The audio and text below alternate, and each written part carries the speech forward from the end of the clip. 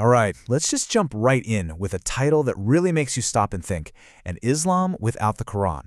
Now, this comes from a book by Professor Bayraktar Bayrakli. And wow, what a question, right? It immediately gets you wondering, could the faith that so many people practice today actually be disconnected from its most important book?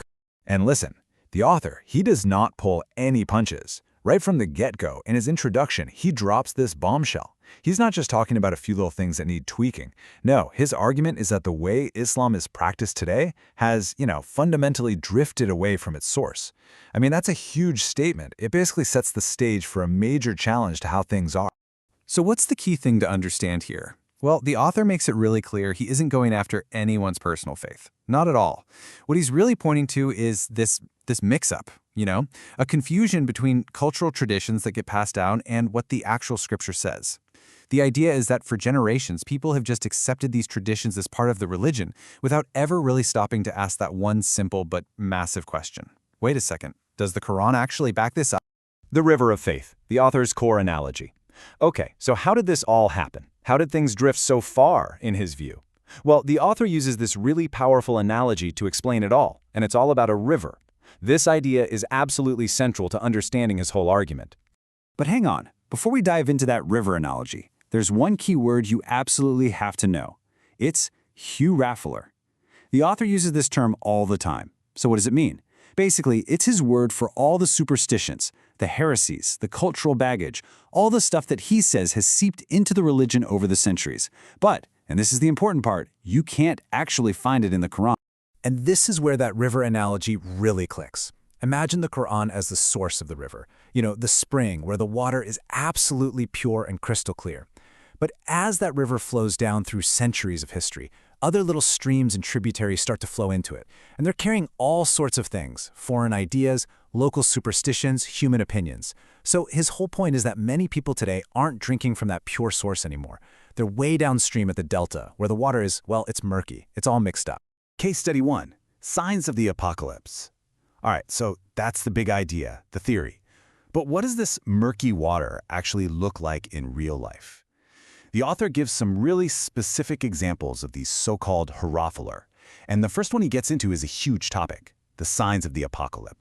And this is where it gets really interesting. You see this clear split. On one side, you've got these really common beliefs, right?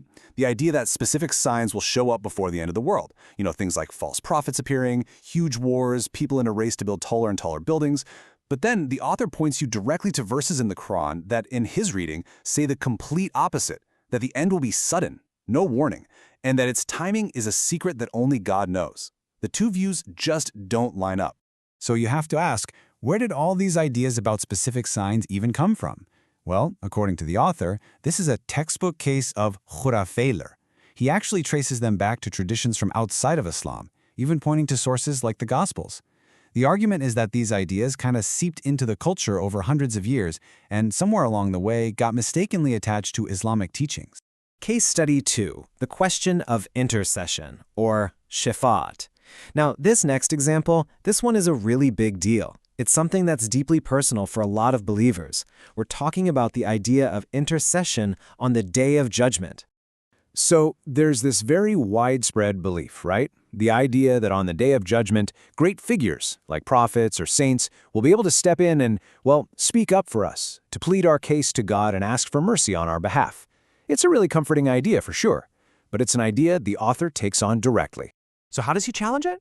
Well, his entire argument really boils down to verses like this one. He presents it as the final word on the subject. Say, all intercession belongs to Allah. For him, the message here is crystal clear. The authority to intercede, to grant that mercy, belongs to God and God alone. It's not something that can be delegated to anyone else. Now, it's not quite as simple as just saying no intercession, period. The author's view is actually more detailed than that. When you look at his breakdown, he argues the Quran says that humans, like prophets or saints, don't get that authority.